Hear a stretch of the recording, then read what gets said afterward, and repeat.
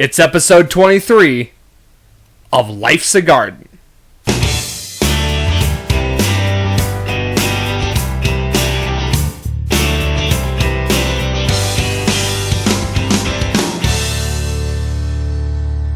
Welcome back to Life's a Garden. Today's guest is an outdoorsman, enjoys fishing.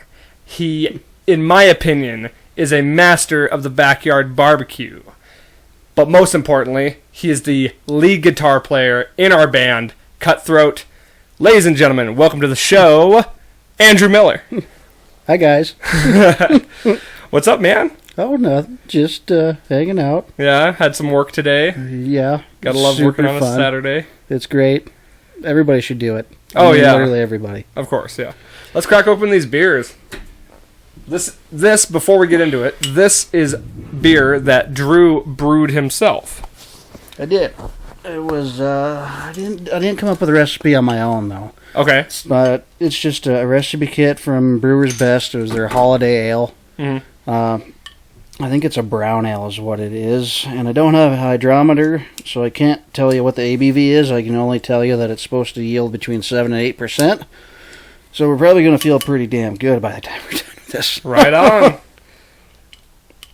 But... oh, yeah, that's a good color. Yep, it came out really well. You know, I've had a few people come over and try it, and they liked it pretty well. I'll probably make it again, but... right on. Because, yeah, I tried that. Ooh, yeah, look at that. Mm-hmm. Good look at that. I tried that other one you had, and that was like a... that one was an apple... that's right. A hard cider. That's yeah. what that one was. And that one was...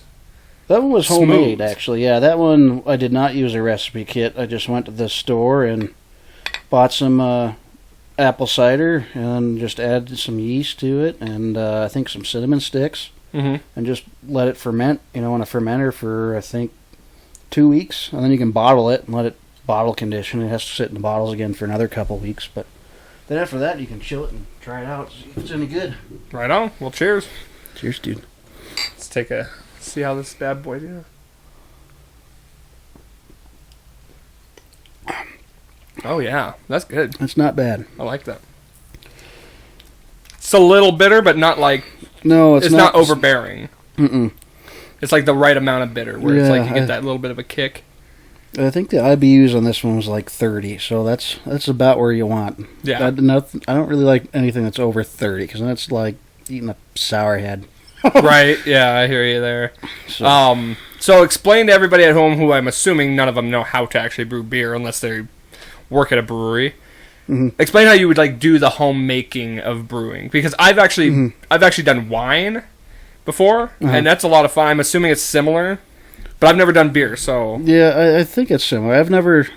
I'm not sure how. I'm like the opposite of you. I don't know how you would do wine, but for me, I bought a kit from Northern Brewery, and that came with a great big 3-gallon kettle that you use on your stove, a huge spoon. And then you're going to wind up with a couple of buckets. You're going to have your fermenting bucket, and then you're going to have a bottling bucket. And then you'll also get, if you buy the kits that come with your equipment, they'll usually come with a recipe too. And that's going to have like your hops and your yeast and your dry malt extract and your liquid malt extract. And you're essentially, it's just like cooking anything else, really. If you can read instructions on a box or read a recipe to cook dinner, you can make beer. okay. So it's just a process. You just do what it says. You usually start, of course, with boiling your water, and then you'll add your grains, usually in a muslin bag. Okay. It's great, essentially like a great big tea bag, really. Yeah. You sit in there and you just let it sit for maybe 20 minutes or so. Mm-hmm. Pull it. You add hops and all that other stuff. And anyways, when you're done with that, you just dump it over to a fermenter, let it sit for a few weeks. You can let it sit in that fermenter for the full time they say to ferment it. Or you can do what I do and move it to... with this one, I did a secondary fermenter. And they say to do that because it adds a lot of clarity to your beer. It's not so dirty tasting, Right. kind of funky, you know. I'd say it really works. So Okay. you could certainly do that. And this is the first one you've done the double. Yeah, when I've done the secondary fermentation. Okay. Yep. And this is only the second beer you've brewed, or is this? That's the third. Okay. The third one. The first one I ever did came with that Northern Brewery kit. And that one was a Hefeweizen. It turned out pretty good. Right on. The second one I did was supposed to be like a pumpkin beer from Northern Brewery, and that turned out not so good. Really? It was gross. It was not pumpkin-y, not fall tasting at all. It was just... ugh. Right. Well, that's kind of how our wines turned out. Me and my buddy. Well, actually, my buddy, he's the one who started doing it, and he just grabbed me along for the ride, and it was interesting to learn how to do it. Yeah. And I don't think we did it wrong. I just think, because with wine, it has to, ferment for a lot longer. What's the ferment time on the beer? About 6 weeks, maybe 8. Yeah, it's like 6 months for Yeah, it's for a wine. long time. And you're supposed to constantly switch it out with, because it comes. I don't know about the beer. I think it's probably in the buckets too, right? Mhm. However big a size you want to do, Mhm. and you got the little air cap, right? The little The airlock. right. Yeah, so the that all bubbler. the Yep. air can get in, but nothing, or all the air can get out, but nothing can get in. And so you're supposed to like filter it out every couple of weeks or something like that into a new bucket. And it's really, really. You have to make sure everything's disinfected with the wine and stuff. Yeah. You probably Same don't thing have, with beer. yeah, of course, yeah, Yeah. because you don't want any bacteria or anything Yeah. growing in there. And then I think that's just what ended up happening with. We had one batch of. We were doing 4 batches of wine, and we did. Only one of them turned out, but it was the biggest batch, and it was the one we were the most excited for. We did like a mango strawberry, I think is what it was. And then we did a peach wine, a cherry wine, which I was so upset that one didn't work out because it was a deep blood red, and it Really? looked delicious. Yeah. And then you can do different. It's so weird with wine. You can do different flavors. Like you can even do like weed. Like you can. It's Really? just yeah. I've never heard of that. I've never heard of that have either. Thought of it. But obviously you would need a lot of weed. Yeah. But like anything that can be, because like you said, it's like a mesh bag, right? Yeah. That's exactly what it is. And that's what you do with wine too. It's just you put the fruit in there, whatever fruit you want it to be, and then it's tricky with wine too because you have to add your sugar. Do you do sugar with beer too? Yeah, but it's what do they call it? It's corn sugar is what it is. Gotcha. Okay. Because with wine, you just do straight up sugar. You just boil the sugar, and it's all based on like the sugar to yeast amount that makes the alcohol, your level of alcohol content. You Yeah. can kind of figure it out beforehand, but with wine, you have to factor in the sugar of the fruit too. Yeah. I think we did a pineapple one was the other one we did. And they all ended up going bad except for the mango. Damn. But we tried it. Man, that was the strongest wine I've ever had. I think we figured it was like 15 to 16%. Holy shit. Yeah, it actually, and it tasted like just straight liquor. I know liquor's obviously a higher alcohol content. Yeah, but yeah. The way it tasted, it had like that dragon's breath. Yeah. Knock you on your ass. Yeah, while exactly. you're fluid. And it wasn't necessarily like the tastiest wine, but it was alcoholic and drinkable. So Yeah. it was our first stab at it, but no, this tastes like straight up out of a brewery. Yeah, and I'm hoping the next time I make a beer, I'm just going to come up with my own recipe. I've got kind of a guide at home, a book that's the name of it's How to Brew. And it's supposed to be one of the better books if you really want to get into it. But my goal at some point in time would be to actually open up a brewery or a brewery / smokehouse That would somewhere I be sweet. could host my own events and serve my own beer and serve my own food to people. That would be really cool. And honestly, like I've actually thought about doing the same. Well, just a bar, but honestly, breweries are the things that are hitting it big right now. Oh yeah, they're taking off for and sure. With all this stuff going on economically, like pretty soon will be the best time to buy up properties and stuff like that. Yeah. I mean, obviously, maybe that's something you're thinking about later down the road. Mm-hmm. But I mean, market prices might be pretty good here pretty soon. Mm-hmm. I don't know about here, but breweries don't fail here, man. No, they don't. I think I heard They just somewhere. skyrocket. Yeah, I think I heard somewhere that Montana has like the third or fourth most breweries per. I think just in a state. I think California's one, Colorado's one of them, and then we're up there. I can't remember who else, but we're one of the top just local brewery. I believe states. it, man. And we got some good ones believe too. it. Yeah, Kettle House is like my all-time favorite. Yeah, I love Kettle House. Yellowstone's good.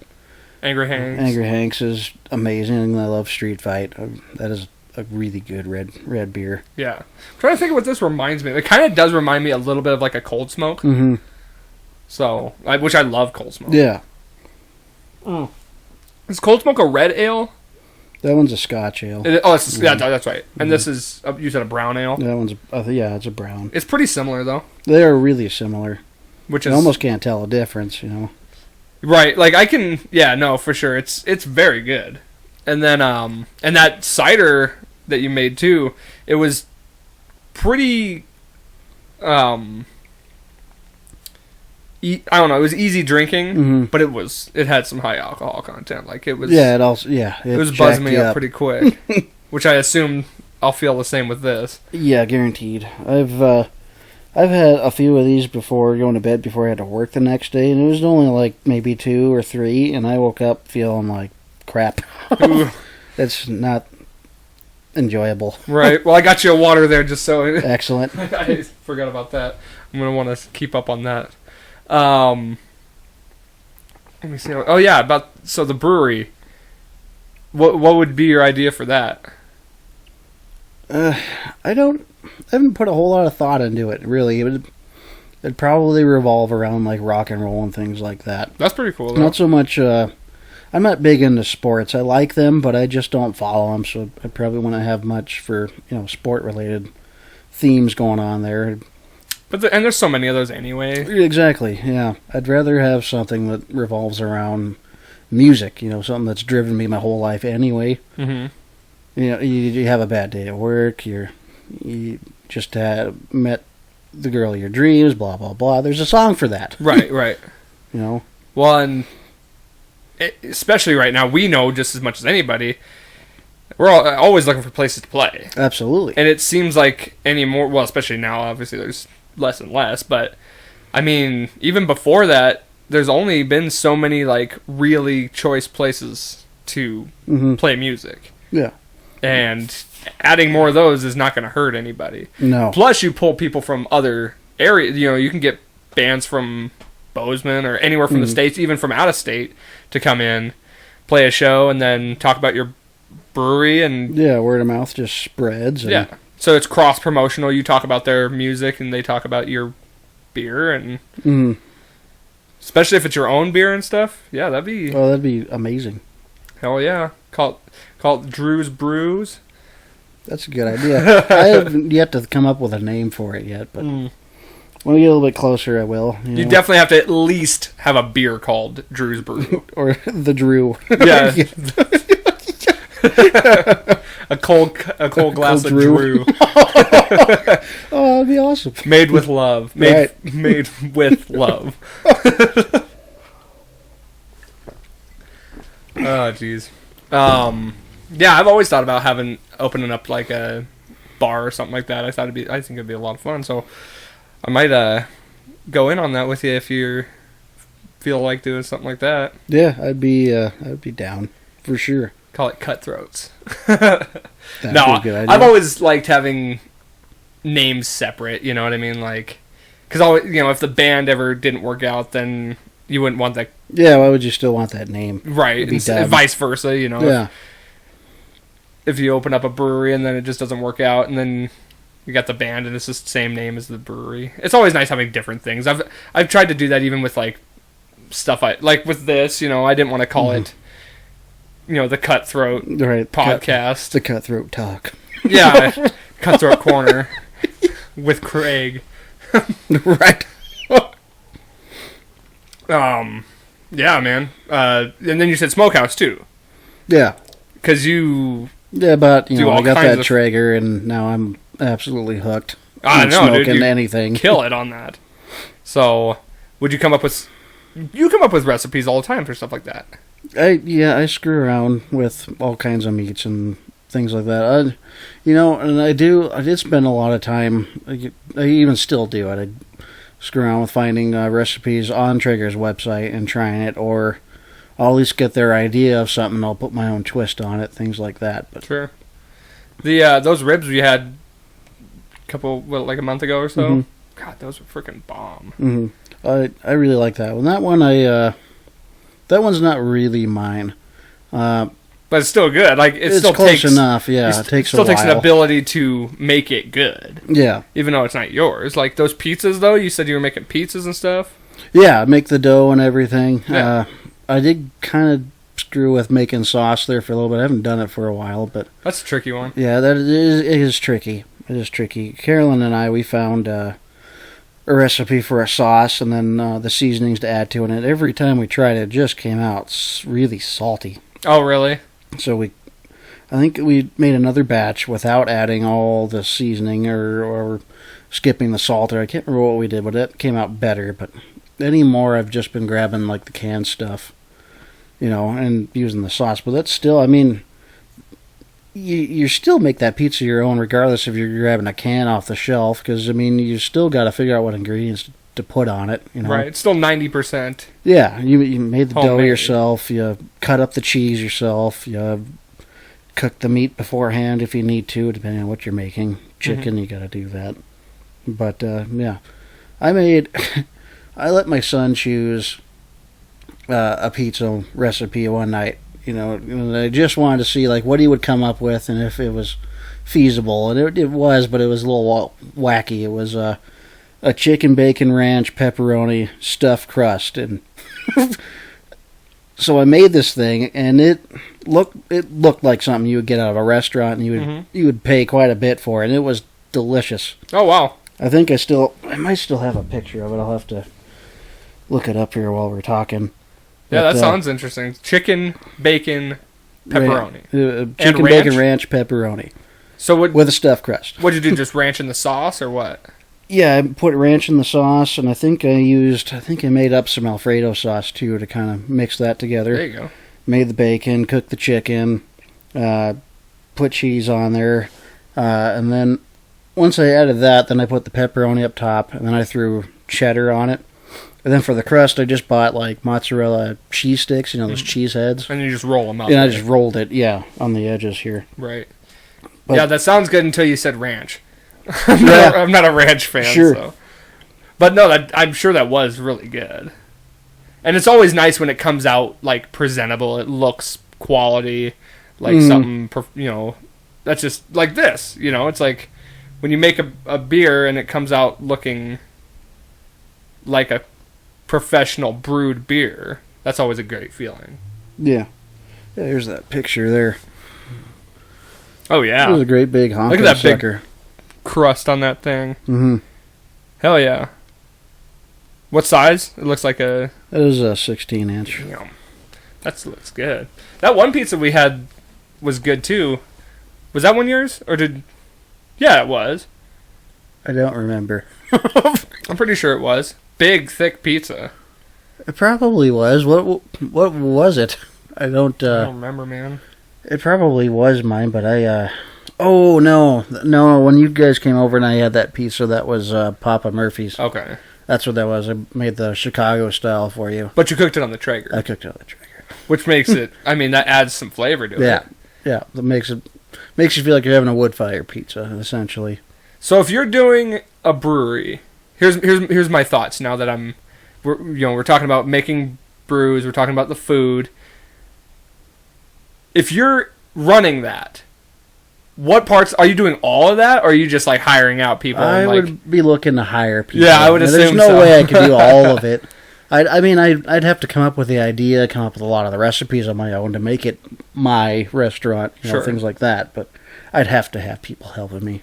right. Well, There's that just no makes way. it that much more unique, though. Where like even straight down to the food is your own recipes, stuff like that. What kind of you would do like barbecue food then? Huh? Definitely barbecue. That's smart too to add both of them together because I think you're allowed to stay open later if you serve food as a brewery, because I think breweries themselves have to close at like 8. What was it, 8? Yeah. I think they can stay open till 10 if they have food, which is awesome. Like that. So that's 2 more hours of profit you can make. Yeah. 2 more hours of showtime too if you got live music set up. Yeah. And I wonder if that would change it too. Maybe. I'm not sure. I'd have to look into all of it. But it's funny that breweries have to close early, but like a place like the Pub Station, who serves the same beer as a brewery, you know, can stay open till whenever the show's over, 11, midnight. You know what I mean? And even bars in general, like that serve the same beers that breweries serve. I guess it's just because they serve food, though. But then they stop serving food at a certain point. Mm-hmm. You know what I mean? Like, before everything, they were able to stay open until 2. Right. So, it just seemed odd that they wouldn't let a brewery do the same. I've always thought that was weird. I never really understood why. You know, I have not the slightest clue. Because I get the concept of, like, you know, you can only serve... Because isn't the idea you can only serve 3 beers per customer? Or something like that, typically? Yeah, it's 3. Yep. And then it's like, I kind of get that because of higher alcohol content. Same time, you can go order a pitcher of Street Fight at any bar downtown. And drink it all with night. Shots. Yeah, yeah, exactly. Add hard alcohol and drink it till the night is gone. Mm-hmm. But it just doesn't, I don't know, it doesn't add up to me in that regard. Even if they're doing the 3 drink, you know, max and then you're done, why not be able to stay open later? They're still only going to drink 3 beers. Right. So I guess it just doesn't make sense to me. I wonder if they're ever going to change that. I don't know. I mean, the more I think about it, no, maybe it's a supply issue. You know, I that's like the best I could come up with, because they're making it there in house. Right. They limit the amount that you can have to have some for the rest of the customers. Right. So on and so forth. That could be it too. It's hard, and that's just a guess. I'm just literally throwing darts here. I think it is a state mandate that they have to close at a certain time. I don't think it's like by choice. No, I was just talking about the 3 beer rule. Oh, gotcha. Yeah, I don't know about that one either, honestly. And then it's like, how cool would that be though to see your beer on a tap line?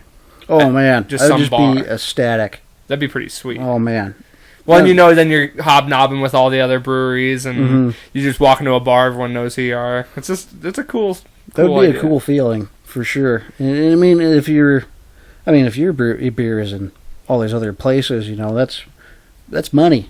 Oh, everywhere. Yeah. People are paying to have your beer sent to their restaurant, their bar, what have you, so they can sell it to their customers. At one point, I think Street Fight was like the #1 beer in Montana. Mm-hmm. Even over like Bud Light and stuff. Yeah. I don't know if that's still the case, but it was at a certain point. It was like the highest selling beer in Montana, which is crazy. Yeah. I mean, I wouldn't argue with that because, man, that is great. Good beer. Yeah. And then that was like at the height of when it was like getting popular and, you know, breweries were even more the craze and stuff like that. And they still are. Mm-hmm.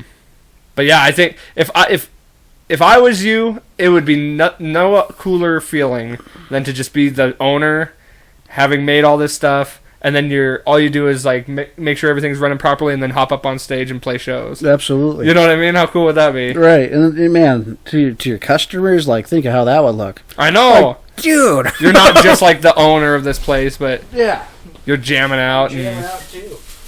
That's here, I'll grab another one from you too. So yeah, well, maybe one day we'll make that actually come true. It's always good to have dreams, you know. It's good to have goals and stuff in mind. Absolutely. We're already working on one of them. So I was just hanging out with Aaron last night. We were talking about just things to look forward to down the road as far as merchandise and well, so I was talking to my dad because he's with the Road Dogs and they do the toy run every year. You know, and so they have I just got new sweatshirts from them to promote the toy run, and like they do shirts and stuff. So I asked him where they got them. He said there's a place in Laurel. I got to ask him again what the name of it is, But I might try and get a hold of them, see about what it would cost to make a batch of T-shirts for us. Mm-hmm. They're quality too. Are they good? There's another place. I think it's off of Overland Avenue. I think it's Aces or something like that. Okay. They make stuff like that too. Cool. Yeah, we'll have to ask around. Yeah. Because we still got that cash from the show we played Mhm. that's just sitting there waiting to be used for whatever. Stuff like this, merch or. When we were talking about it too, I think it might be a good idea to in the beginning of next year, hopefully if things start opening up, between January and say May, really just hit the shows, try and get as much money as we can, Mm-hmm. and at least make merch. Obviously, like I think we definitely need to have merch by the first of the year. Yeah. January, February. I'd like to have like at least some stickers or some shirts or something, because I feel like June, July, August, we should probably try and hit a couple other cities. Mm-hmm. Just make it I mean, we could literally go on a Saturday and come back on Sunday. Yeah. Anywhere. We could do Missoula, you know what I mean? Like, we could leave here in the morning, get to where we're, it's a 5-hour drive. That's Yeah. the furthest place, like, we're going to go. I would only imagine playing shows Bozeman, Missoula, and then, like, maybe Helena. Mm-hmm. Probably not, like, maybe Great Falls, I don't know. Yeah. But, like, summer would be the time to do it. And we were just talking last week, just camping, like, it'll be the summer, just get a campground for what's a campground go for? Like a KOA. I have no clue. I never use them. $80 or something like that. Mhm. They're cheaper than hotels. Hmm. And then we all, like, none of us have to sleep in the same bed or nothing. We just have our own tents. Yeah. I mean, it'd be great. Yeah, man. If we did that, all I have to do is carry a backpack with me because I got this bitchin', backpacking tent. Mhm. Just throw on your pack, haul up to your mountain wherever you're going. Couple minutes, it's up. Shelter, Yeah, exactly. So, Yeah. I mean, that's just an idea, at least, because then we wouldn't have to miss work. Mm-hmm. It's and hopefully, like I said, have merch enough to sell it, and it'd be great to have a CD too, Mhm. even if it's just like 3 songs on it, just something to. Yeah, something for people to listen to. I wouldn't even hardly sell it if it had 3 songs. I would just be like, buy a shirt and you get a CD. Yeah. Like, I mean, I wouldn't just give them away, but it's like, if you get a shirt, you can get a CD, Mhm. or if you buy like 3 stickers, you get a CD. I don't know. I think that's a good idea. Just to get it Really? out there and stuff, and make sure I don't want to go somewhere and then not leave an impression there, Absolutely, like a physical footprint or something exactly. somewhere, yeah. But I think that's a good goal to look forward to. It's good to have like goals set, Mm-hmm. and then maybe not this next year, but the following year we can make bigger trips like Denver and Tahoe. Aaron's talking Mhm. about Tahoe or Seattle or something like that. Make a bigger impact. Yeah. Might have to take a little bit longer time, save up some Absolutely. vacation days, and do a 5-day trip or something and hit like 2 or 3 places on the way. Could be a lot of fun. That would be a lot of fun. But I feel like this next summer would be a good like test run. Mm-hmm. Just everybody gets on the road, and we got the vehicles now to do it, Right. with Lucas's rig. I mean, that's a one-shot rig. You just hook up a trailer with all our equipment in the back, and we only got to we're take done. one rig, just share gas. It's a good idea, though. That'd be the most cost-effective way to do it, for sure. And then have one guy, like bring one extra guy to run merch and help with equipment and stuff like that. Mm-hmm. Like I said, though, I don't want to travel anywhere without merch. No. It'd be pointless. Yeah, no, because like we were just saying, you got to leave an impression with the fans. Mm-hmm. They got to have something to remember you, of course. Otherwise, you're just going to go right out the window. Well, it's like you're gonna go there, and it's like if you can sell 20 shirts in a different city, and anybody's like, "Hey, what's that?" That's Mhm. It's free advertising. It's not free. Yeah. It's advertisement that they paid for. Mm-hmm. So you're making a little extra cash. Right. And ultimately just make more merch. But it's fun talking about that stuff and kind of getting excited about the Yeah. future, and It makes me more amped to make music, really. yeah, for You know? sure. Which is, I mean, that's what we're doing now, is just writing, and I'm really excited about these new songs. Yeah, me too. So I think the fans really like him too, and it's just that much more to like throw them off guard, show Right. them how much more we can actually do. The versatility. Yeah. Because this next song, get ready, folks, is a power ballad. Yeah. So a little panty dropper for the ladies.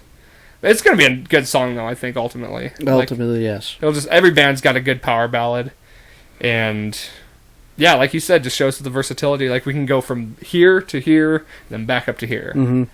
I mean, a little bit of everything for everyone. Mm-hmm. So I'm getting excited. Now, that since we're moving into the music topic, let me ask you this. So I've asked you're the last band member to be on the show here. I've asked every single one of them what their best like live experience was. Well, I was there for all years. Mm-hmm. I mean, I know you've played a few things just solo, right? Here and there. I haven't done any shows or Right. anything like that, but yeah, I've made videos and put them on Facebook. That's about it. Right. So, having, I was there and I know what it was like on the stage, but what was it like for you, that being your first live performance, your first experience doing the whole band thing? It was intense. It was just like a great big ball of emotions for me. I was excited and anxious to get up there, but yet nervous, and there was just all these thoughts going through my head, like, don't fuck up, Drew, don't fuck up, Drew. Oh, yeah. Don't you dare. Yeah, there's no, I mean, I know that as much as the next guy. Mhm. Like, it's a nerve-wracking thing, but it's nice when you're up there with other people. Yeah, it was, and getting up there, once you're up there and you're playing with everybody, and it's just a good time. Mm-hmm. There's no other way to put it. It's just fun. Once you get those first songs out of the way, you kind of get that. The nerves kind of settle down, and once you get that applause, you get the recognition from the crowd, and you're like, okay, Yeah. I got this. This is happening. Yeah. So, yeah, just run me through the experience. Like, run me through, like, from start to finish, how you felt on that. Either show, the first show or the second show. Like the first show, like it was just, well, like I said, I was nervous and I was happy and I was anxious and I wanted to get up there, and then on top of that, I got held up at, I was the last guy to show up there because I had to work a Saturday again. So anyways, I'm running behind. I'm not going to lie, I might have done a shot before we even got there, just to kind of calm the nerves. And anyways, we get there, I get everything set up, and it's just like, again, I was there, and with you guys, and it was just fun after that. We had to do our sound checks and things like that, but jamming, going through all the songs that we had spent all that time practicing, and then getting the recognition from the fans, and everybody screaming and clapping and hollering. It's like, man, this is why we do this. Right. This is awesome. What was like your experience afterwards as far as like feedback? As far as feedback, everybody came up to me and they all gave me recognition for leads. I hate to say it, but they also complained that they didn't hear me as well, and that's an equipment issue. Well, you're gonna get that with. Yeah. I mean, I've had everywhere in between with equipment malfunctions or somebody breaks a string. Like I've had shows where, we're up there playing and nobody can hear me in the microphone. And that's not always an equipment issue as much as it is just whoever's running sound. Yeah. Which I really liked the guy that was running sound for our first show. Yeah. I just think, well, didn't we kind of figure out he didn't really know if you were the lead? He didn't really know when I was soloing. Right. Well, and that's why you got the new pedal. Yeah, that's why I got the new pedal. So I can just flip a switch and it just kind of umps my volume. Yeah. And puts me up and above everybody else for a solo. That was kind of an issue with the last show, too, was the fact that, we weren't running through anything. It was just, right straight from our amps, except I was through it. And I didn't realize, I was apparently a little bit louder than I should have been. Yeah. But I didn't know because it sounded fine from where we were at. It wasn't coming through the monitors. Mm-hmm. Yeah, and I had no clue what going because, everybody up there with us, Justin or Aaron or Lucas, we're all right there and everything sounds great to us. Sure. We're just jamming. And then, I know, people on the one side could hear everything that was happening on that side, but not as good as what was happening on the other side, vice versa. Mm-hmm. If you're in the middle, you had the best seats in the house. I don't know. I think with people that were on your side of the stage, they could hear everything else pretty well. Mm-hmm. You know, I think the bass cut through pretty well. Other side, I think the drums kind of helped drown out the guitars, both you and Justin. Yeah. Because I remember when I was standing on one side of the stage, yeah. I could even tell. I'd have to stand at a certain point where I could hear everything good, plus my own voice, because, like I said, they were only coming out of the main speakers, we weren't getting anything out of the monitors. Right. But we were also running our own sound, which is never fun. No, it's not good. Yeah. Next time will be better, though. Oh, yeah. No, we're going to get everything, you know, hopefully we get another show here pretty soon. But, want to hear a funny story about this opener? So, me and my buddy were in Bozeman, and we just got some beers to drink in the hotel. We were staying at a hotel, and we didn't have it. We realized we didn't have a bottle opener, so we had to run back, went to like a town pump, and they had like those gimmicky keychain ones that were like $15, and I was like, screw that. So I saw this for like $5, and we just used it for that. It's a wine cork opener, and I ended up using it for when I was working at Olive Garden. Really? So I've had it ever since then. It's been like 5 years, and now it just sits in my drawer just for this kind of stuff. Sure. I just thought it was funny that, I mean, it was a $5 thing, and then I ended up using it for years working at Olive Garden. But yeah, so I've always thought you were you kind of came out of nowhere as a guitar player. Like, with as good as you are, Yeah. how has nobody heard of you until now? That's my question. You know, it's like, I don't know. It's just weird. Like, who would have thought? Like, I would never known you existed. You know, I mean, you just turned 30. Like, what, 30? 30. Yeah. How's that? Weird. Yeah. I was going to ask you about Kind of that. makes you think, like, what am I doing with my life? I mean, sort of deal, but still pretty young. still, yeah. But That's the thing I always remember, too. You know, yeah, for sure. 30's not that bad. Right. I think it's always kind of everybody's point when they're like, have that same thought. Yeah. I feel it too, so it's creeping up. I'm still the youngest in the band, but it's all good. Yeah.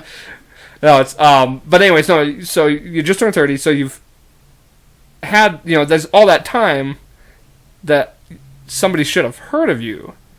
Right. I personally just find it hard to believe that you were just hiding out this whole time. Essentially, though, I was, because I didn't really jam with anybody. Right. I spent most of my time, like, I'd get off of work, I would go home, and I'd just play my guitar. Mhm. And, I mean, a lot of that boiled down to, when I was 20, I ran into some medical issues, and my heart had some kind of a virus. And, anyways, get past that, I did not do things the right way. I did have medical insurance, but they didn't cover a whole lot. And I just froze at the dollar amount, because it was like $25,000 or something like that. And I was still, I think insurance paid 10 of it, so I was still stuck with $15,000. And I was 20 years old and I froze, so I got sent to collections, and I spent probably a good 6 years or so paying that off. I probably could have paid it off sooner if I was smarter about it, but I wasn't. I was dumb even then. But anyways, I spent most of my time just going home and playing guitar by myself, jamming out to whatever. I absolutely hate learning new songs. So I don't know if people, you know, they'll ask me to play something by AC/DC or Freebird or some bullshit. I don't know how to play it, because I just can't stand learning new songs. Mhm. But I made myself sit down and go through my fretboard Logic, the first volume, and maybe halfway through the second. And it was just really just jamming and making noises, all I've ever done. And then I finally figured out, you know, the cage system and things like that, so that really helped. And then I learned some scales, and then I discovered backing tracks on YouTube and posted it and things like that. But that's really all I've been doing. Hmm.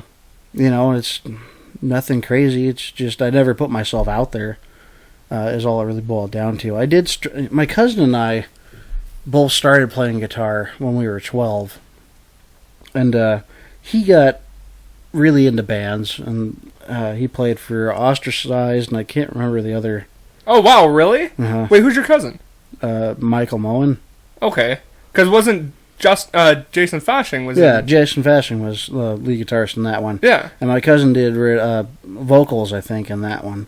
Is all he did. But he played rhythm guitar too for another band after that, and they were like a black metal.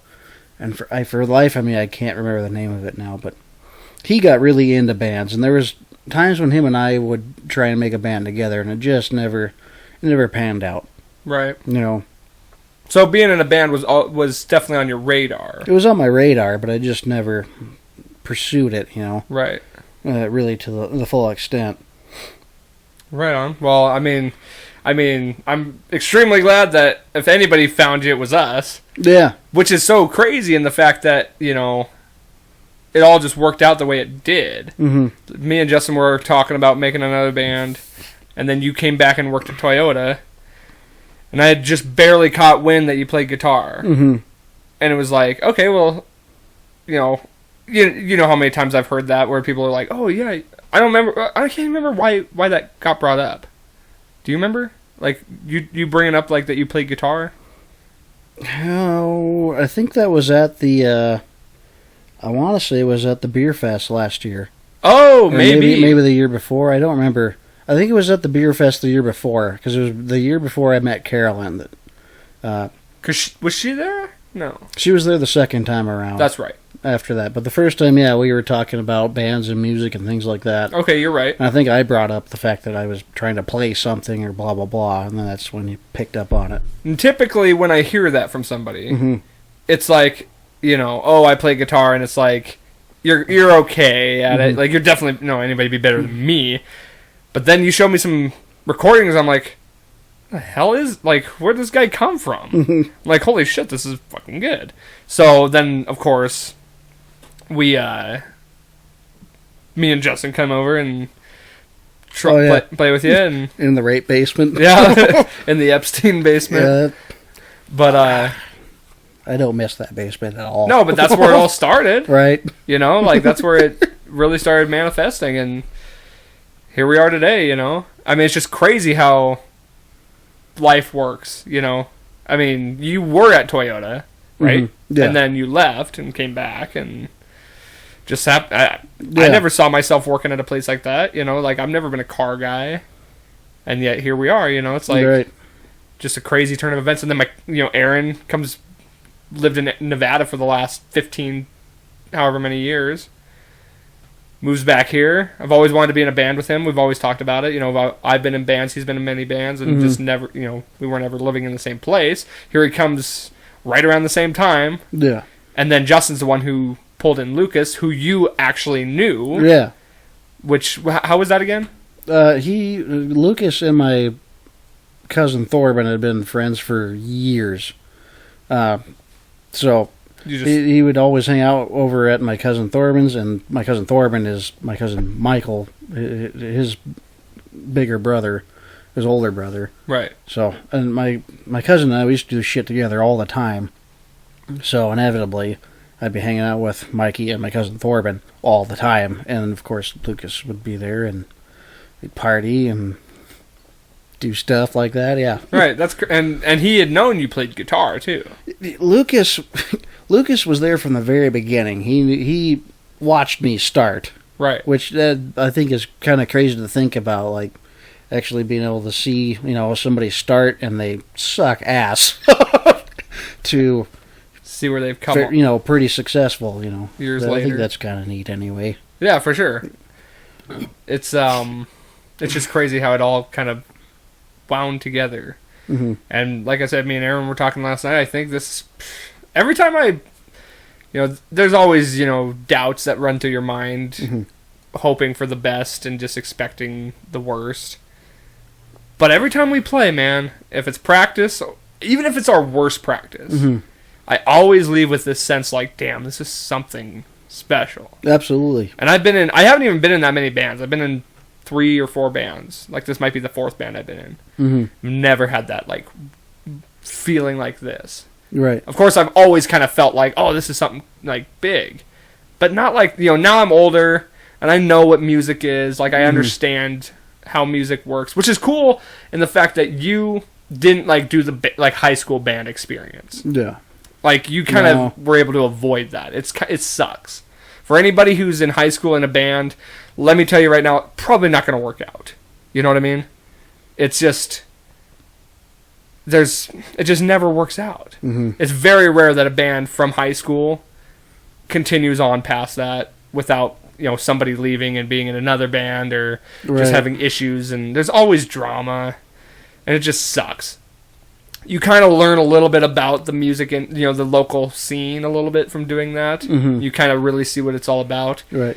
But when you're older and it's not about anything but music, like, you don't care about the scene, really. Like, you want it to thrive. Back then, it was all about competition. It's like, who's the best band? Like, that was the mentality.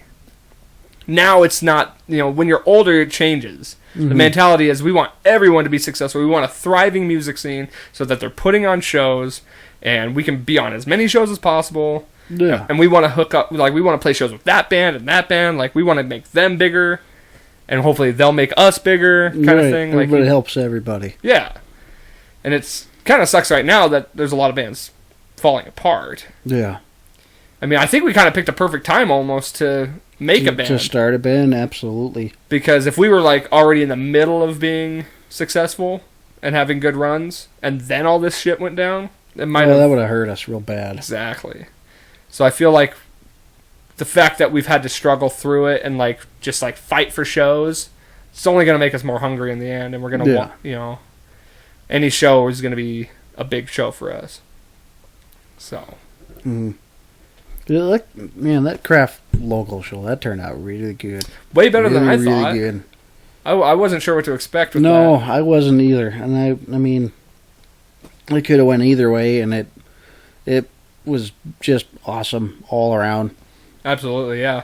I mean, my biggest fear was that we were going to blow the roof off the place. Like, yeah, you and I were talking about it while we were setting up, like, man, maybe we should turn down. Because that other kid was up there playing with his little Vox amp, and it was, like, barely mic'd up, and he was filling the room full of sound, and I'm like, damn, like, he sounds good in here.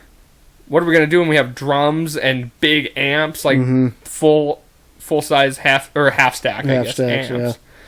Yeah. Like, we might blow the roof off this place. Like, I don't know. And it just ended up, I don't know how. It's got tall ceilings, I guess. Maybe it just absorbs sound. Yeah, they have the door open, I guess. That probably plays somewhat of a factor into it. And the fact that there was we filled it up. The crowd, there was a lot of people in there. Yeah, there was. Way more people showed up to that than I thought would have. Okay. And I mentioned this, I can't remember, I think I was talking to either, it must have been Aaron, because he was the last band member on. I'll never forget the feeling of that national anthem. Oh, dude, neither will I. Holy cow. Yeah, how was that for you? For me, it was just like a rush of adrenaline. Everybody stood up. It was like, holy fuck. It was just really intense and awesome all at the same time. I don't know. I've never had that feeling before, ever. Right. It was just awesome. And then towards the tail end, everybody started singing along, too. Yes. That was cool. That was way cool. And it's like, I felt that adrenaline rush. I felt that, like, moment of, like, this is a big moment for us. Like, this really is going to stand out. Yeah. And it's like, I wasn't even doing anything. I was just standing there. You were the one performing. Yeah. And it's like, but still, like, all of us being up there and, like, we had orchestrated that together. And, like I said, like, you deserve all the credit for that because you were the one performing. But still, like, the fact that I got to be a part of it was, like, I felt that moment. And it was like, damn, like, this is going to stand out. And I told you beforehand, I had a feeling people were going to stand and put their hands over their hearts. Did not see the singing coming. No, that caught me off guard. Yeah, that was epic. That was really, really something. And that was in the middle of the set, so that really set the tone for the rest of the show. Absolutely. It was just great placement of that song, like, or where we put it. It was just a great placement. And then it just made the rest of the show that much more epic. Yeah. So definitely that was only our second show. I know. Can you imagine the third? I can't wait. We'll have to plan something big for sure, because that gives us something to try and top. Yeah. The what was I gonna say about? Oh, also, I remember Ron. Oh yeah, he stood up. Yeah. Oh, dude, that was so great. Yeah, he's just yeah. I was like, I've never seen like really any grand emotion out of Ron. Right. That was pretty sweet. Ron's a good guy. Oh yeah, I like for sure. Ron. He's fucking hilarious too. He was the only person from work that showed up. I know. So it's like, hell yeah. And I just told him about it that day, and he's like, "Yeah, we'll stop by." There he was. And poof. Because I don't think anybody else. Oh, Craig showed up. Right. Craig was there. And then, Oh yeah, Boyer, yeah, yep, he was there. Him and his dad and all of his dad's buddies that I occasionally Carolyn and I will go over to Craig's house to hang out with him and his dad. And his dad will get all of his buddies over, and they all play guitar and jam. That's what they do at their house. Mm-hmm. And we'll sit on the porch, hook up to amps, or just have acoustics going, and just make tunes. It's awesome. Right on, man. Yeah, So. I've gotten to sing with them a couple times. Mm-hmm. Just remember one time, Craig Senior had this crazy girlfriend, and she was they were playing I think it was like Enter Sandman, and she just could not sing it at all. And then and then I'm like, I can't listen to this anymore. So I stepped in and sang it, and I kind of forgot a little bit of it, but it was way better. Give me the mic. It was fun though. Like, we had a good time. You know, it's fun Yeah. to hang out with those guys and play music. It's just fun to sit and jam, just even if it's not. Yeah, no rhyme, no reason, just make some tunes. Yeah. Like that one time when we were all hanging out at your house and Lucas was on the Oh piano. yeah, we gotta do that again. That was fun. Yeah, hopefully we won't keep Caroline up all night. Right. That might have been the last time I saw death staring me in the face. Right. I think I was going to the bathroom or taking a leak or something when she came out of that bedroom finally. And I just heard this, walk down the hallway. I'm like, uh-oh. Yeah, I saw her and she goes, I have been up since 5 a.m. And I was like, time to go. Right. I felt so bad. I really did. Once, we were drinking alcohol and, Oh, yeah. I mean, the night's we were just having getting fun. away from us. Yeah. That's really all it was. It just- having way too much fun. I just remember Lucas being like, let's go. He's Yeah. like, I apologize. We're going to leave now. Right. It was just, I like those hangout, Those get-togethers like that. Yeah, when That it's was cool, man. We were making some pretty decent music for what it was with the keyboard and whatnot. And right. just layer after layer after layer. Oh yeah, because it was. Because we were. I think you can loop up to 4 times with that pedal that I That's got. right. So we'd like layer a drum here, layer a melody here, layer another drum here, and then poof, backing track. Time to solo. Yeah, I forgot about that. That was cool. That looping capability. Mm-hmm. That was a good time. We gotta do that again sometime here. I don't know. It's kind of getting to that holiday season too, so it might be hard to get together. But maybe like first of the year. If we played that New Year's show. Yeah, that'd be cool. I was just talking to somebody about that today, that we might be having a crack at that. Pete and a few other guys at work always ask me, like, when's your next show? When's your next show? And Yeah. it's like, And then they never come. yeah. Pete's always asking me that too. And I told him on the Craft Local show, I was like, dude, we're playing tonight, Craft Local. Mhm. And just never came. No. I don't expect Pete to come. He might, maybe to a show here and there, but Yeah, I mean, it might just be a little bit out of his wheelhouse as far as... He doesn't Right. seem like the big rock metal. no. Well, I think he lives in Laurel to top it off. Okay. So and I think he's just got a lot going on at home anyway. Gotcha. And besides, he's probably really tired. When he gets home, he just wants to. He genuinely seems interested, though, so that's cool to see that. It does kind of. Granted, we've only played 2 shows. I'm not even gonna bitch about it. I mean, it would just be nice to have more people from work be be come there to out support and us. check us out. And I believe they all do. They all, support us and stuff. It's just, like I said, we've only played 2 shows anyway. Yeah. So there's nothing to really. The one show was a benefit show. It wasn't even like an open invitation type of show. It kind of was, but it didn't really feel that way as much. Second show was, and look what happened. We filled the place up. Yeah, Like, we did. we had people that didn't go to the first show that came to the second show, vice versa. Imagine if they all came. There wouldn't have been any room in that place. I know. So, if we can play that New Year's show, I think it'd be cool if we could open up, and then stick around a little bit afterwards, and then maybe get the hell out of there and go do up New Year's somewhere. Yeah, that'd be cool. So we'll see what happens. I mean, I'll talk to Justin and Lucas, see if we can't get a couple of openers. Or not openers, a couple, probably closers. Yeah. A couple people who might be interested to play. Hell, even if they got some of those like cover bands that did the that one show at Andy's. The Slipknot band. Yeah. If they could get something like that in there too, like why not? That'd be cool. If they're planning on doing a show, somebody's... They didn't practice all that time to play those songs for one show. No. Somebody's gonna play. Yeah. No, you get a bunch of guys together like that, I mean, you're on a mission. Yeah, it's not just for fun. It'd be crazy to just do one show after practicing all that time. We know firsthand what it's like to, Oh, thanks. Yep. To practice for so long. Could you imagine if we did all that time and then never played a show? No. Or just played one show and then that was it? No. Yeah. It's just too much. But that'd be dumb. it would be so dumb. So dumb. Yeah.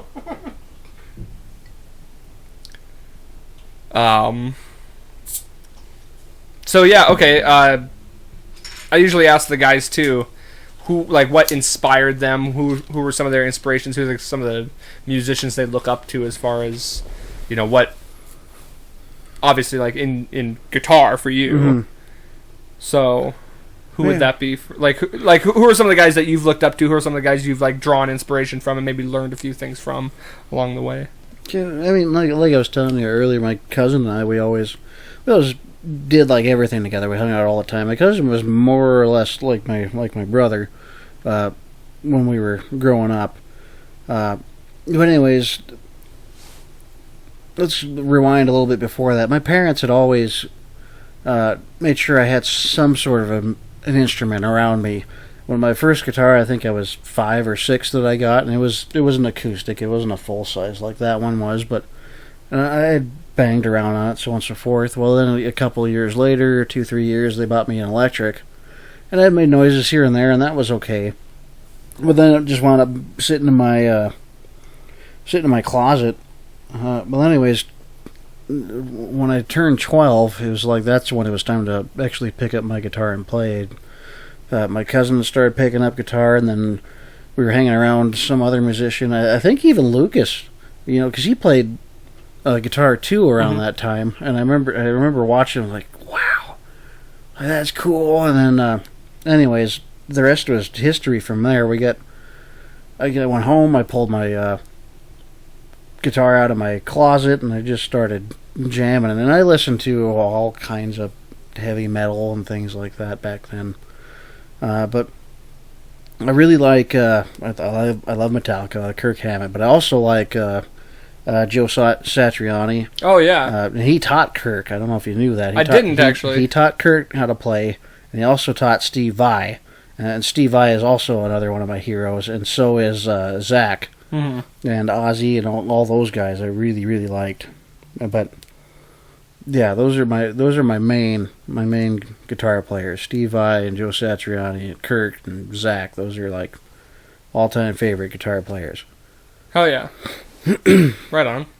I don't think I've ever actually talked about my inspirations, honestly. I've been on the, we've done this however many times for having band members on.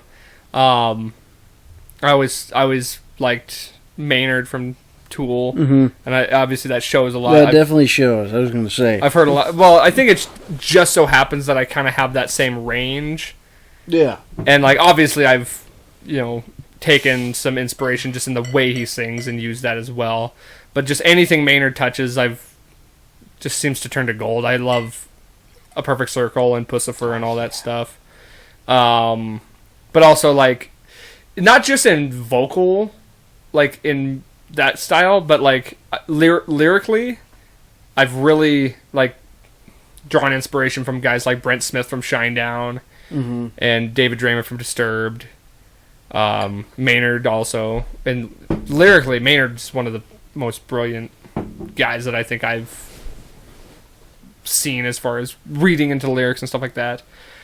So those are some of my inspirations as far as that goes, I guess. It's so hard vocally to take like Ronnie James Dio, one of the all-time greatest vocalists in my opinion, and Ozzy too. Ozzy's Ozzy's not necessarily like one of the best vocalists. Like he's good. He's a good songwriter, man. Lyrically, exactly. Lyrically, he's probably one of the most underrated lyricists of all time. Like think people just kind of after that Osbourne show, people kind of just took him as a joke, which is unfortunate because he's just such a poetic songwriter from all the way from Black Sabbath, like up until now, still. And then, did you hear he's kind of been? Didn't he get diagnosed with Huntington's? I'm not sure. I haven't heard anything. He got diagnosed with something. I can't remember what it was, but it's something not good. Yeah, that's not good. That's shitty. That's one. He's like, that's another one. Ozzy, his Black Sabbath and his own stuff in general have always been a huge inspiration too. You know, right? I've always thought that's gonna be a tough day when when Ozzy goes. And I thought about that real recently when Eddie Van Halen passed. So man, that like crushed me. Right. Like, dude, that man was a guitar legend. Yeah. I just think about it. It's like I pray that I could, live to be a quarter of as good a guitar player as he was. Just a quarter, and I'd be happy because he was like Dimebag Darrell. Right. I'm thinking of all these other guitarists now that I drew inspiration from. But those two both they would make the guitar do things that a lot of other people were missing out on. A lot of vocal effects and things like that. Yeah, and that nobody else can do but them. Well, and Eddie Van Halen has a spot on the guitar player Mount Rushmore.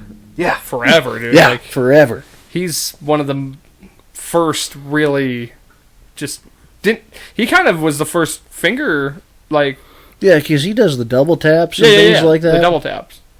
He kind of brought that to the main stage. Mm-hmm. Yeah, no, that's his. I thought a lot about that when I kept thinking about, like, God damn. Like, when Ronnie James Dio died, like, that was a fucking... That really hit me. That was a shitty day, too. Because... unfortunately, I became a Dio fan way later than I probably should have, and just like right before he died, and then it was like all uphill. I was just like all into Dio right after that. And Dio is a top 5 vocalist in my opinion. Just him, guys like Bruce Dickinson and Rob Halford, like those are spots that that's not my range. That's not where I thrive. I can't hit those high notes like that. But those are commanding vocalists that, that's a real talent. Well, yeah, you ain't kidding. So, I fall more in line with... and fucking Chris Cornell. That was another one that was real tough, because he's one of my all-time favorite vocalists, too. Just so much soul and passion in his voice. And honestly, it's so weird. Even him and guys like Chester Bennington... You look back on their songs and it's like, holy shit, these guys really were like disturbed individuals. Like they felt some deep pain and depression during their life. And I still think the verdict's out, honestly, on whether or not they actually did kill themselves. Have you heard the like kind of conspiracy behind all that? I have not, no. So there's a conspiracy in the fact that Chris Cornell, Chester Bennington, Mac Miller... I think Mac Miller was involved in that. And Anthony Bourdain were all involved in like this pursuit of like sex trafficking, to end sex trafficking and stuff like that, and they were like really deep in on it. I guess, I don't know, they were just like involved in it somehow, and then they all ended up dying or killing themselves within like 3 years or 2 or 3 years time, all by the same way. I don't think Mac Miller was in it. I can't remember. There's a fourth guy, but they all ended up dying like by the same, like by hanging, which is the most rare form of killing yourself. Yeah. So there's like some suspicion on that, and the fact that they all ended up dying by suicide of hanging. This is the first I've ever heard of that. Really? Ever, yeah. So there's some suspicion there, but, you know, it wouldn't also shock me in the fact that with guys like Chester and Chris Cornell, I mean, they clearly dealt with some depression in their lives. Yeah, and that's what I had heard when, initially when everybody had found out that he had passed, that he was on some nasty depressants that screw with the mind, and that's what they were blaming on, was the drugs that he was on. Right, and I'm not ruling out the possibility of actual suicide either. And they say Chester, it was a big product of the fact that Chris had killed himself too, because they were really close to each other, and then that mixed with, you know, obviously current depression on top of that. But yeah, that was both those guys. Like, I was never really a huge Linkin Park fan. No, but it was still like, you knew he was a big deal. And to lose a guy like that. He did have a hell of a voice. I mean, I do remember going through like junior high and high school and being a pretty big Linkin Park fan, but I was never like super crazy about him. At the same time, I don't know how to describe it. Sure, but it was good tunes to listen to, really. Well, they changed a lot of. They did. They broke the mold on a lot of like current music at that time. Yeah, like that, they pretty much revolutionized 2000s music. Yeah, they did. They were really a big part of it. There's no denying that. But yeah, I was never like a big Linkin Park fan, but still, it was like, that was a big one. But Chris Cornell, man, that was tough. Yeah, that dude. Excuse me, but he left a huge footprint all across the board. You know, they said I didn't know this until after he passed, but he basically like inspired the entire Seattle sound movement. Because I guess, from what I already knew the fact he was in Temple of the Dog, which became Pearl Jam. Yeah. And then Kurt Cobain saw him play somewhere at one point and inspired him to pick up a guitar. And I don't know about Alice in Chains or anything like that, or Mudhoney or anything, but he made a big imprint on like those big names out of Seattle. And then of course Soundgarden. Yeah. But yeah, I mean, there's still guys that I'm not. Lemmy from Motorhead. Yeah, that was another guy that one's really sucked too when I found out that he died. I love Motorhead, man. Yeah. I don't know anybody that doesn't. Maybe a select few, but well, and he's a miracle he lasted as long as he did, with as much as. Same with Ozzy, man. Like, they legitimately have done scientific studies on Ozzy to find out how a human being can go through that many years of like drug and alcohol abuse, plus being on the road all the time and all that. It's miraculous that he's still alive. And then Lemmy lived a much longer life than he was ever expected to live. But still sad when it happens. So. Absolutely.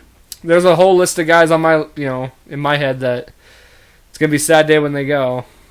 And then of course Eddie Van Halen out of nowhere this year. Yeah. Just you're losing your childhood hero. And I remember the day Dimebag died, and I wasn't even this is crazy actually. It was 2003 if I'm not mistaken. 2003 or 2004. It was somewhere in there. It was 2004 actually. It might be, yeah. It was December of one of those years. So that would have made me 3rd grade, 4th grade, somewhere in there. Before I was really a huge rock and metal fan. I went to my first concert in 2006. I saw Seether. That was my first ever show. So I hadn't even really gotten into, rock music or the music scene and going to concerts and stuff like that. But I still remember the day seeing that on the news and being like, I didn't even honestly know who Dimebag was. But the fact that they were talking about it the way they were, I sat there and I was like, this is a big deal. Mm-hmm. Like, what just happened is a big deal. And I would never truly know how big of a deal it was until, like, many years later. Right. You must have remembered that better than I did. I've watched documentaries and things like that. I love Pantera. Right. You know? Yeah. Man. And the things that Dimebag could do on a guitar were just, it was insane. Especially, like a guitar player just starting out, Because I would have been 2 years into it when that happened, and I did know who Pantera was back then, too, when I had listened to them and really liked their sound and what they were doing, and then to find out that they get murdered on stage, Of all ways. all ways to go. It's like, what the fuck? What the actual fuck? By a crazy Pantera fan. Yeah. No less. It's just dumb. There is, and I don't know, like, the whole story, but there's rumors that the vocalist himself was in with some really bad people. Mm. And it was a hit, is what it was. From Damageplan or from Pantera? From Pantera. Okay. Yeah. Because he was in Damageplan when that happened. Was he really? Yeah. He was playing on stage with Damageplan. Oh, I didn't see, and I didn't know that, but yeah, there was rumors that that's what it was, and there was people within the band, within Pantera that didn't want anything to do with him. Yeah, no, that was things like that. Because what ended up happening was Phil was on a bunch of drugs. He was all he was on heroin and shit like that. Bad shit, yeah. And actually, it was his back. He was all fucked up. Yeah, yeah, that's what he was. I remember in the documentary I was watching, he was talking about how he would just get absolutely sloshed before a show because his back was so fucked up. His back was so fucked up. So he was on like morphine and shit like that, and heroin. And then, he said they were planning on coming back to write another album or do a tour or something like that, and then he had to cancel it again because of his back. And then finally, Phil and Dime. Or not Phil, Dime and Vinny, who also, another one that passed that was rough, but Dime and Vinny went on to make Damageplan because they just didn't want to do Pantera anymore, because they were just like, fuck it, like, if we're not going to play, then we're just going to go do our own thing. Yeah. And so, apparently the guy who killed Dime was a distraught Pantera fan who was pissed that they stopped doing Pantera. Obviously a crazy individual, and there was more than that, but if you're a fan, why would you kill the guy people that make that band? Yeah, him and Vinny are the guys that made Pantera. So it just doesn't make it. It's insane. I've seen like the VH1 stuff on that. It's pretty. The whole thing's sad because Phil got a lot of hate for that too, which I like Phil Anselmo. He's done a lot of dirty shit, and there's a lot of reason for people to dislike Phil, but I've always liked Phil. I like the way, just him as a vocalist. Maybe not him as a person, but him as a vocalist. No, I agree. But then he got a lot of hate for that, and I think he holds the burden on himself for... He does. He does. And then, of course, Vinny passing too, and him and Vinny were never close after all that. It just sucks. I've heard rumors of a Pantera reunion with... it'd be really hard now, but I have heard rumors with Phil, Rex Brown, and then Zakk Wylde filling in on guitar. That would be fucking cool, because I know Zakk Wylde and Dime are really good friends. Yeah. That would be really cool. God, In This River, the song is man, it has a huge meaning behind it, but if you watch the video and the back history, that's a hard music video to watch. I wish I could remember. There's a story about about Zach and a guitar. It was either a guitar that Dime gave to Zach or a guitar that Zach gave to Dime. Mm-hmm. I can't remember. I think it was vice. I think it was one that Dime gave to Zach. Pretty sure it's a Razorback. A Dean. Yeah, with the bullseye on it. Mm-hmm. And I think he's buried with that. I think Dime got buried with that because, or either that or Zach just never played it again. There's some story, I can't remember what it is exactly, but there's a story with Zach and a guitar that he was gifted from Dime, I think, and then he either buried it with Zach or with Dime, and then or he kept it and just never played it again. Mm-hmm. But yeah, that'd be. I mean, if he did get buried with it, that'd be really cool. Like, yeah, I would do that, or I would want somebody to, do that for me too. That'd be awesome. right. There's almost no words for that, Yeah, and I've actually gotten the chance to see Phil play a couple times, and Vinny. Mm-hmm. Saw Vinny play with Hell Yeah twice. And this is crazy, too. So, I actually met Chad Gray from Hell Yeah and Mudvayne. And so, he's always been... That's another guy who I highly admire as far as a vocalist and lyricist. And so, I got the chance to... they were playing for Five Finger Death Punch and Volbeat, and they opened for that. And so they were doing a signing. This is at the Metra. They did a signing off to the side, just like in where you get concessions and stuff. And they had a table set up with, Vinnie Paul sitting there. What's the one guy, Maxwell, the guitar player who's fucking amazing from Hell Yeah. I can't remember his name. I think he's from Nothing, or... Fuck, what band is it? I don't remember. No, I can't remember what band it is. But he was there, all the guys, Chad. And so I got in line. I'm like, oh, fuck, I'm going to meet one of my favorite bands, or at least some of my favorite musicians of all time. And the guy goes, do you have a CD? Did you buy? I was like, no, I already have the CD. He goes, well, you got to buy a CD or you can't meet, you can't do it. And I was like, all right, well, I looked at the guy and I go, I'm going to meet him anyway. And I went and walked off to the side and just stood there, and I watched one of their crew guys point. He's like, we're going to go down that way. And so I just start kind of walking that way. And it sucked because I had to choose between Vinny or Chad Gray. And I chose Chad because, he's the singer. Yeah, and vocalist. That's who I, look up to more. But I was like, Vinny walked by first, and I go, Vinny! He didn't look back. And I walked up to Chad, and I was like, hey, it was so surreal. I was like, hey, man, just wanted to let you know I'm a huge fan, love everything you do, and you're just one of my all-time favorite vocalists. And he legitimately leaned in and listened to what I had to say and shook my hand, and I was like, damn. Hell yeah. That's awesome. Have you ever gotten a chance to meet any musicians at all, or? No. Unfortunately, no. I haven't really gone to a whole lot of shows. I have seen Tool play, and that was my very first concert I ever went to. Are you serious? It was a Tool concert. Was this at the Metro? It was at the Metro, and I don't even remember what grade I was in. I had to have been third or fourth, something like that. I was really young. So this was the first time they came here. Yeah. Yeah, it would have had to have been the first time, and it was a long time ago. I was really young. That's awesome.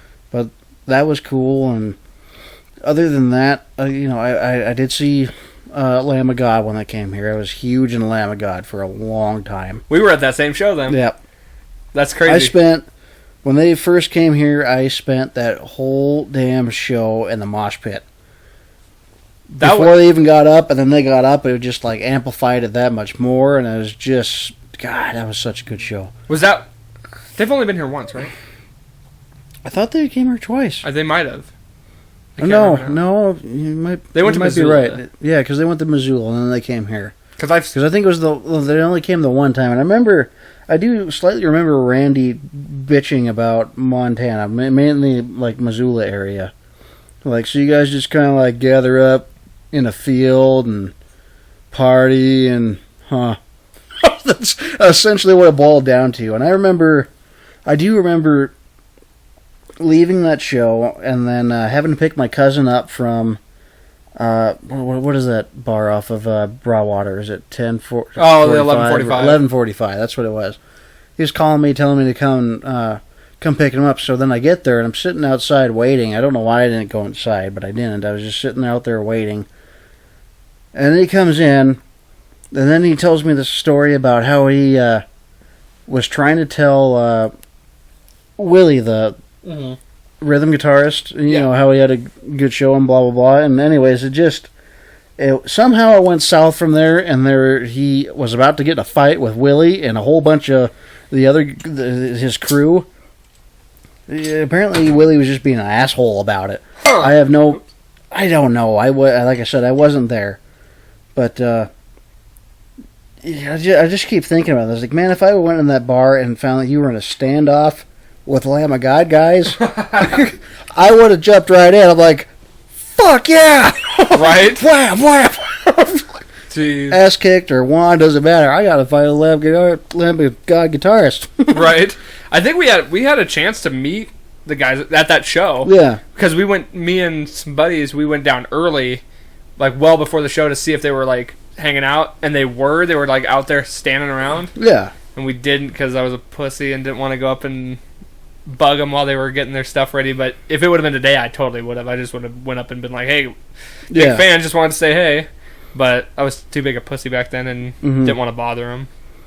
But yeah, see, I would much rather have an interaction like that more than anything else. Like, just go up and hang out with them. Get a chance to jam. Yeah, I've never been like the photo or autograph type of guy. Like, I don't need proof that I met this person. Yeah, me neither. All I ever wanted is a handshake and just the interaction, and then of course the show. Right. That's really it. Yeah, I met Shinedown, of all places, at Walmart in the Heights. At Walmart? Well, they did a signing. Okay. But I don't know why they chose Walmart of all places. Like, I didn't care where it was. It could have been in a fucking dumpster. I was gonna be there. Absolutely. I mean, it basically wasn't a dumpster. It was at Walmart. But you'd think maybe like Hastings or something like that. But whatever. Lined up and shook all their hands, and I'll never ever forget to the day I die. Brent Smith, one of my all-time favorite vocalists, lyricists, and I looked at him and I was just like, man, I've been waiting a long time for this, and I just stuck my hand out and I shook his hand. That's all I wanted, because I'd been listening to their music for however long up until that point. Like, I was the biggest fan of them before anybody even knew who they were. Like, I turned them on to people. Like, they hit it big whenever their third album came out, but I was a fan of theirs well before that. And so it was like, I'm a journeyman of this band, and it's just like, I legitimately meant it when I was like, I've been waiting so long for this. Right. I shook his hand. That's all I ever want when I meet guys. I got to meet Pete from Chevelle, and just from walking by them, we were just walking around the block, and there they were, just walking from... They played at the Babcock. Me and Justin were just walking around, waiting to get into the show, and they had just been coming back from dinner, and we saw Pete Loeffler and I think the drummer from Chevelle. Got to meet... you know who Red is? The band Red. Got to meet those guys. Got to meet a band called Egypt Central a couple times. Those guys were cool. Bump Fist with Wayne Static. That was really another guy. R.I.P. Wayne Static, man. Yep. Loved him. And then who else? Oh, Jacoby Shaddix from Papa Roach. Oh yeah. I saw him play live before too. Oh, have you? Yeah. Where was that at the Metro. See, we've actually probably been to a few of the same shows. They just didn't know it then. Right. Yeah, it's so crazy when that happens. I mean, obviously it's not that crazy because there's thousands of people there. But it is cool when you're like... I'm trying to remember who played with him. Saliva. That's right. And that was badass. That was badass. They put on a hell of a good show. Saliva's a good band. And I thought it was funny that Papa Roach did a Wall of Death. Do you remember that? They did where he divided everybody and they clashed. And Lamb of God did that too. Yeah, I remember that. But Lamb of God's the one who made that. Yeah. And then, because they always do it on Walk With Me in Hell. But Papa Roach did that, and I was on the floor for that show. That was a hell of a... I stayed away from that shit. But like, I remember halfway through that show, I was like, dude, I can't breathe. Like it's so like we were so tight in there. I had to like go to the back and watch the rest of the show. I've seen Tool, but it wasn't the same show that you were at because my uncle went to that same Tool show. Now he told me a story. I want to see if maybe were you in the stands or were you on the floor? I was on the stands. Apparently, my uncle told me a story that there was chairs on the floor. Like they had like the chairs lined up on the floor. I vaguely remember chairs. Yeah. He said that people were throwing these, like they had them linked up 6 at a time, like 6 chairs, and they were throwing these lines of chairs. I don't remember that at all. Maybe I'm not going to put it past.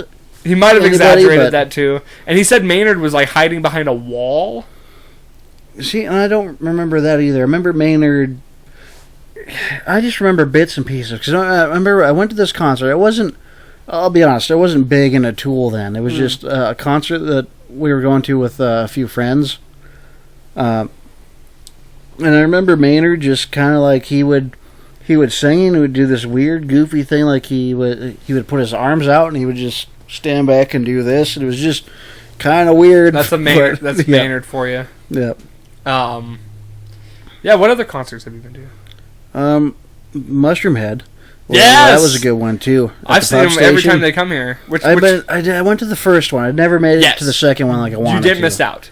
The first one was the best so good, and that was another one. It was like Doyle and the Misfits. Those guys went up, and that was good and all. And then there was that band from the UK that went. I met those guys. Me too. Yep. I think we bought a CD from those guys. They were really good, actually. Yeah, those guys were pretty good, but none of those two. They were good. I'm not knocking them at all, but I didn't feel like the need to like get out there and mosh and knock some people down until Mushroom Head got up. Mushroom Head got up, and I was like, "Hold my beer." That's so crazy. Like that was a small. That was in the tap room, not the ballroom either. Yeah, the second time they played was in the ballroom, and it wasn't as good because actually, have I seen them 3 times? Might have only been twice. But I saw them with... God, I swear I've seen them 3 times. I might be wrong, but... I've seen them with... The last time I saw them was without Jeffrey Nothingface, which is the main lead singer, like the clean vocalist. Yeah. But the first time I saw them was with Waylon. They had the 3 vocalists. That first show, dude, epic. That was the best time I ever seen them. First time I ever saw them. And the best time. Oh, yeah. What they were doing with those side drums, with the water and all that. Yeah. Dude. And was that the one where the dude was standing up on the people and like... Yeah. Yes, okay. Yeah. Great show, man. That was epic. And I remember after that, I went there with my buddy Troy. And afterwards, like the show was over, we go outside. We're talking to some gal and whatnot. And anyways... Troy, he just got a wild hair up his ass. He wanted to like sneak into the back, and he's just like, you know how the pub station is. You come out on the corner and you go to the you go to the left, nearby like where the buses would used to park right there. Anyways, that's where bands were loading up all their equipment and whatnot. And then we're talking with this gal, and all of a sudden he's like, I'll be right back, and he like walks down. Past this cargo van, wherever they're loading up, and I'm still standing here talking to this gal, and all of a sudden he comes back. He's like, "Andrew, come here." I'm like, "Oh, I gotta go." So we go back, and we're just like pretending that we're loading up gear and whatnot in this truck, right? So we're doing that, and then we're like, all right, let's go inside. We go inside, and then the moment we get past the door, there's the guys that were playing, from UK. So we're talking to them, and then we're like bullshitting our way. We're like, all right, guys, so we're here to help load up. What do we do?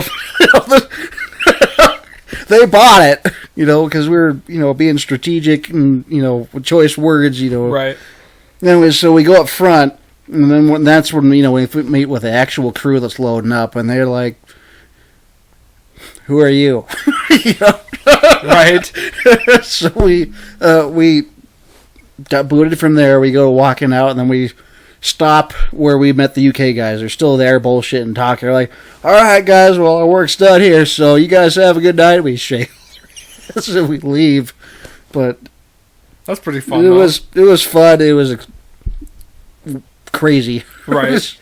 Yeah, I think I got my ticket signed by Waylon at that show, Mhm. and at a different show, I got the dude with the fucking like sharp teeth, and he does this Mhm. the like sound bites and stuff. I got his autograph on a CD, Yeah. so it was Waylon, if I remember right, he came out and stood with us while Yes. we were outside smoking. yeah. He I used to smoke big time back then, oh, okay. but Yeah, no, he went out in the crowd after the show and everything, so Mhm. that was one of the best shows I've ever been to, honestly. oh yeah, Especially absolutely. like for the first time of seeing a band and you didn't expect how they would turn out, and it was like, damn. right. So, I love the shit out of that band. oh yeah, like I was kind of, I was a fan of them. After that show, I was a big fan. Oh yeah, And yeah, and now Jeffrey Nothingface, who's like the founder of that band, he's not even in it anymore. Mhm. But their last single they put out was actually pretty good. really. So. I'll be honest, I haven't followed them now for a few years. You gotta 'Cause listen. what was that? 2014 when they were here. Something like that. 2015, something like that. You gotta listen to. I'm sure you've heard a few of their songs from that album, but "The Righteous and the Butterfly" is one of the best albums. Like that's one of my all-time favorite albums from them. So Right, I think I have that album. okay, actually. that's one of my favorite albums. The other one before that too, I can't.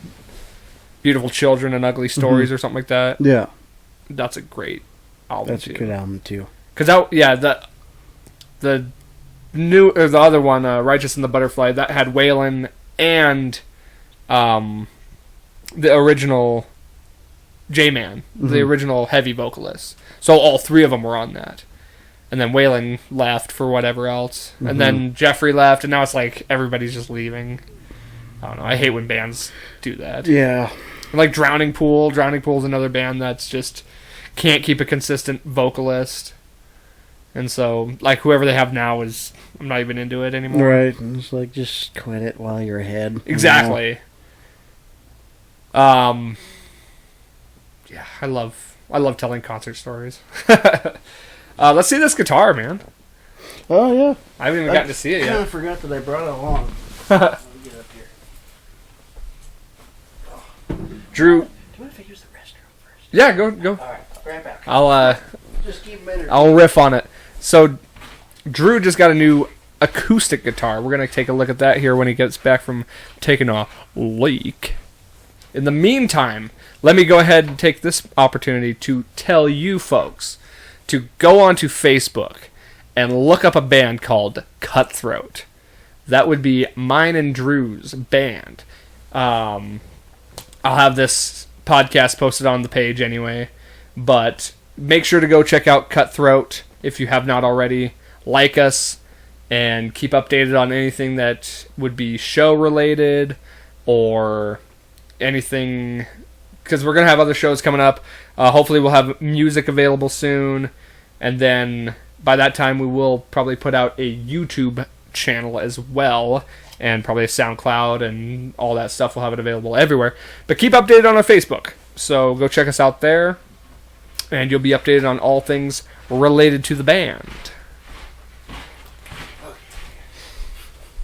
My bad. No, you're good. Tears running through me. That's why I do the solo shows too, so I can be used to all that stuff too. Okay. Yeah, we'll see if we get Drew over here to play us a couple of.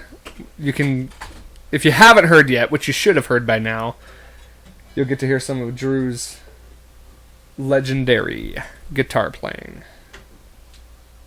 What is that? That is a humidifier. You just Oh, that's cool.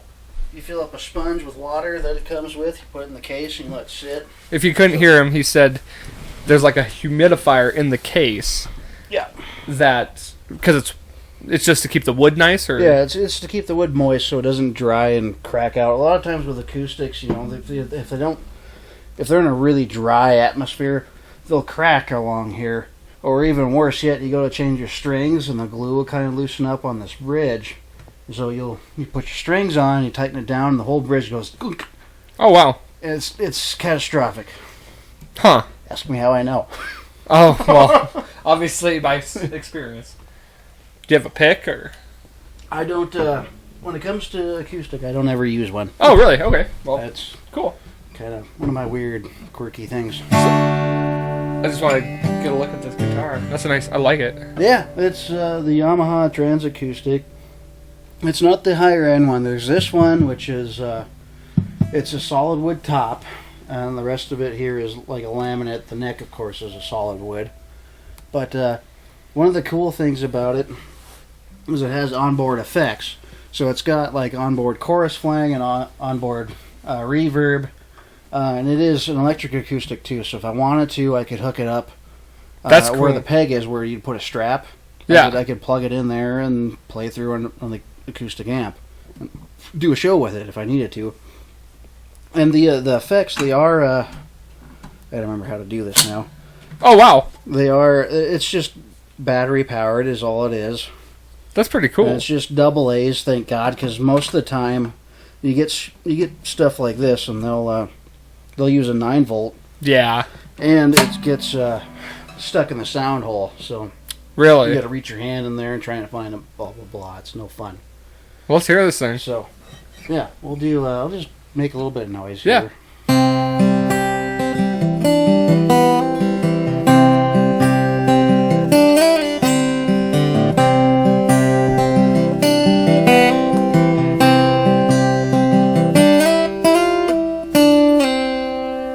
There we go.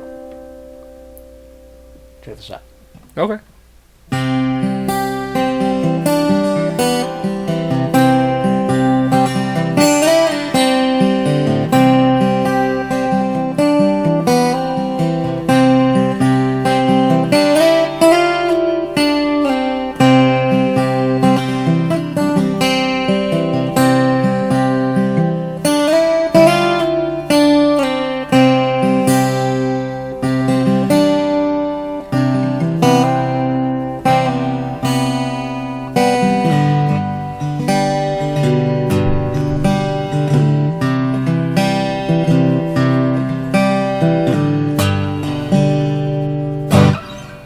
That's cool. I remember you were telling me about that, how that has that effect on that. Yeah, and it's crazy because it just comes right out of the sound hole. You're not plugged into anything. Right. That's So- crazy. That was like the biggest selling point for me. Is like I really want that one.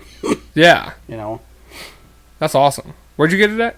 guitars and amps. Okay. I always deal with Jay over there. Shout out to Guitars and Amps. Mm-hmm. Check them out. Those guys are awesome. If you play guitar or any instrument, really, those guys go see for sure. They Right always on. treat you fair. Hell yeah. Let's hear some more stuff. I don't really know what to play. But Just I'll play something. Just make it up. You're good at that. I know.